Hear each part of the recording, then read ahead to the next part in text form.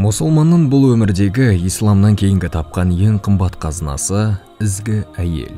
Ізгі әйел өзіне қараған ерінің көз қуанышына айналады. Күйеуі бұйырған істі орындап тілін алады. Күйеуі жақта оның мүлкі мен ар-намысын қорғап, өзінің абыройын сақтап қиянат жасамайды. Ең маңызды іс жарды дұрыс таңдау. Таңдаған жарың иманды болуы керек. Жүзіне қарағанда көңілің жадырайтын, тазалықты сүйетін, бұйырған шаруаны орындайтын. Сен жоқта сенің намысың мен мүлкіңді сақтап, өз абыройына сақ болатын әйел болуы керек. Әбу Саид әл-Худриден Аллаһтан разы болсын жеткен басқа бір хадисте пайғамбарымыз Алланың оған игілігі мен сәлемі болсын былай дейді. Әдетте әйелге 4 қасиетінің бірі үшін байлығы, тектілігі, сұлулығы және діні үшін үйленеді. Діндарын таңда. Әйткен күнде құтың қашып, қадірің кетеді.